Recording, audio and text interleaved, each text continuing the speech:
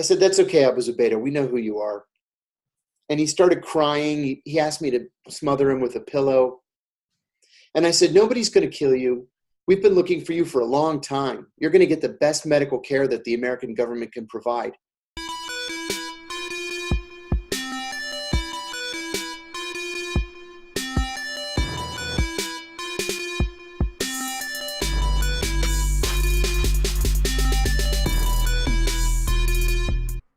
I would like to welcome John Kiriakou to our show, Federal Prison Time Consulting with RDAP. Dan, John Kiriakou is a man who ended up spending 23 months in federal prison for releasing information that he knew about coming to torture. I'm actually going to let John tell his story. And John Kiriakou, welcome to the show. How are you doing today? Thank you. Doing well, thanks. Thanks for having me. John, tell me a little bit about what first fueled your interest in working for the CIA. Yeah, I came from an immigrant family. All four of my grandparents came from Greece. They came at the height of the Great Depression. And so I was raised to believe that we needed to do something for the country because the country had been so good to us. And so I only considered careers in public service. When I was in grad school, I had a professor who was a CIA officer, and he recruited me into the CIA my second year of grad school. I spent 15 years there, my first half as an analyst, my second half in counterterrorism operations, and loved every minute of it. So tell us a little bit about the capture of Abu Zubaydah and why he was such an important target to the CIA during this point in time. Yeah, we believed at the time that Abu Zubaydah was the number 3 in Al-Qaeda. That turned out to not exactly be true. He was a logistician for Al-Qaeda. He set up Al-Qaeda's training camps in southern Afghanistan, their safe house in Peshawar, Pakistan. He would procure false passports, travel documents, tickets.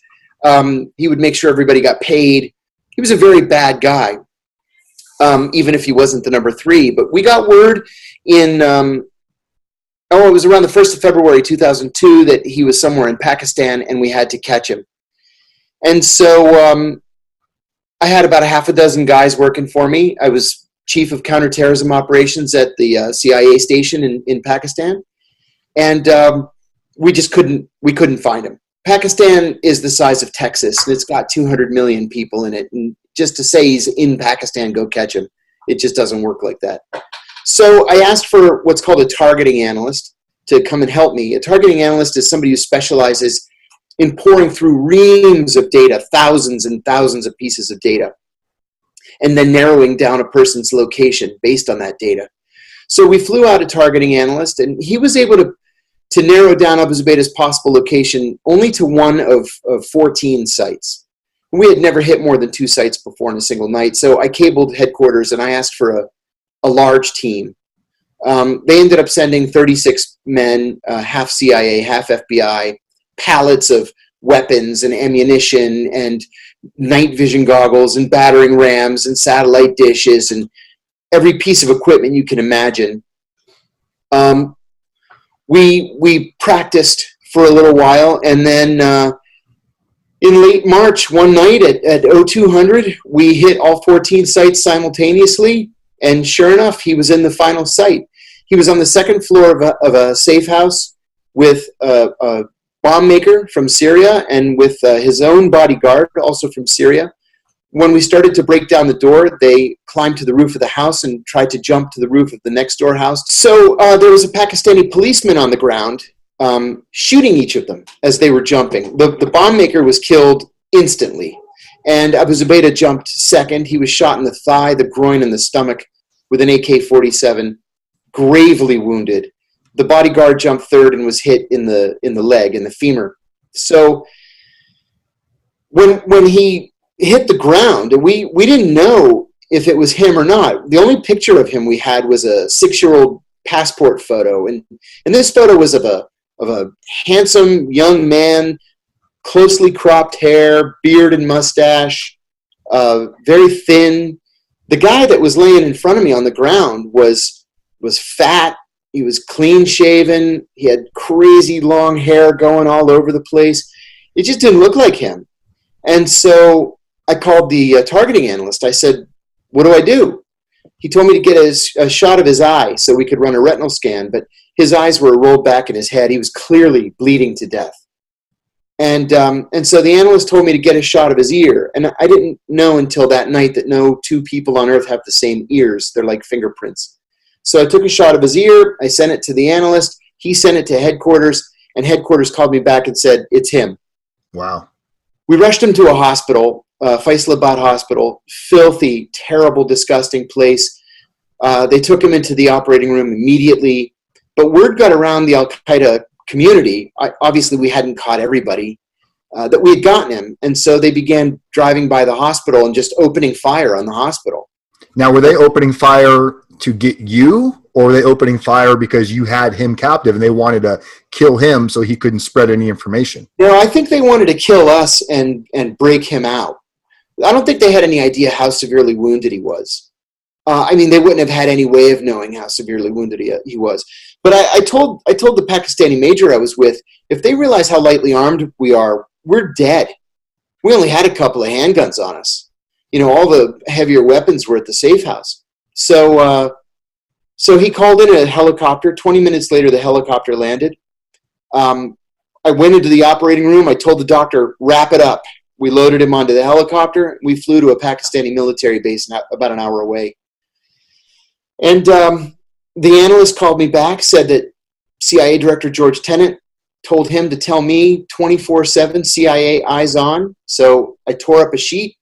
I tied him to the bed. I was afraid I was going to fall asleep. And I just sat down in a chair at the foot of his bed. 24 hours later, he finally came to. He motioned for me like this. He motioned for me to come next to him. So I went next to him and I moved his oxygen mask. And I said to him, Shu Ismek, what is your name? He shook his head. I repeated it, Shu Ismek.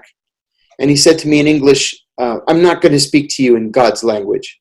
I won't speak to you in God's language, he said. I said, that's okay, Abu Zubaydah. We know who you are. And he started crying. He asked me to smother him with a pillow. And I said, nobody's going to kill you. We've been looking for you for a long time. You're going to get the best medical care that the American government can provide. Well, he cried a lot. He said he would never know the touch of a woman. He would never know the joy of fatherhood. And I told him, you're not the victim here. There were 50,000 people in those towers that day. What did you think we were going to do? Did you think we wouldn't try to find you and kill you and kill bin Laden? He said he didn't want to attack the United States. He wanted to attack Israel, but he had been overruled. We talked a lot in the next day. He would recite poetry to me that he had written. He talked about his family. We talked about Christianity versus Islam. We talked about our friends. It was weird. I remember thinking, I should hate you. I should want to kill you. And I don't. You're pathetic. And I remember thinking, this is the fearsome Al-Qaeda? This is what we're so afraid of?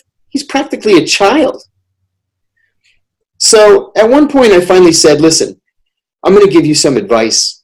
I am the nicest guy that you're going to meet in this experience. My colleagues are not as nice as I am. So if you do one thing, it's that you have to cooperate. And he said, you seem like a nice man, but you're the enemy, and I'll never cooperate. I said, suit yourself. So later that night, an unmarked private jet landed on the tarmac just outside the hospital. 3 FBI agents and I loaded him onto the plane. We laid him across the luggage rack in the back. We tied him down. And I leaned over and I said, remember, you have to cooperate. He squeezed my hand, and then he took off, and I never saw him again. He was flown to a secret prison. So I went back to headquarters about 6 weeks later. And on the strength of that capture, I got an amazing job, like a career-making job. I became the executive assistant to the CIA's deputy director for operations. And in that job, I had access to literally all of the CIA secrets, every compartment, every above top secret program, because my job in part was to brief the director every morning at 7 a.m. And so I saw, beginning on August the 1st, 2002, that they began torturing Abu Zubaydah. Now, in the meantime, as soon as I returned, a senior officer in the Counterterrorism Center asked me if I wanted to be trained, his words, trained in the use of enhanced interrogation techniques. I had never heard the term before, and I asked him what it meant. And he explained each one of these techniques to me. And I said, man, that sounds like a torture program. I don't think I want to have anything to do with that. No, it's not torture. He said, it was approved by the White House. The president signed off. Condi signed off. I said, let me think about it. So I went up to the 7th floor of the CIA, which is the executive floor, and there was a very senior CIA officer there. I had worked for him in the Middle East 10 years earlier. And so I asked for his advice. And he said, first of all, let's call it what it is. It's a torture program. They can use whatever euphemism they want, but it's a torture program. And torture is a slippery slope. He said, you know how these guys are. Somebody's going to go overboard. They're going to kill a prisoner in an interrogation. There's going to be a congressional investigation. Then there's going to be a Justice Department investigation. You want to go to prison? I said, no, I don't want to go to prison. I went back downstairs, and I told that senior officer who had approached me, I said, this is a torture program, and I don't want any part of it. So a couple of months later, on August the 1st, they began torturing Abu Zubaydah. Now, the techniques began with, the most mild was to grab him by the lapels and shake him. And then it progressed to a smack on the belly, a smack in the face, a punch in the face, slamming him against the wall. And then it went up to like waterboarding, where you're strapped to a board with your legs higher than your face. Cloth is put over your mouth and your nose, and water is poured on your face.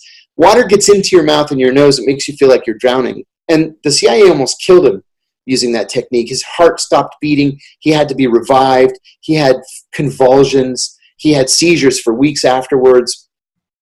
But there were other things they did to him. We knew that he had an irrational fear of insects.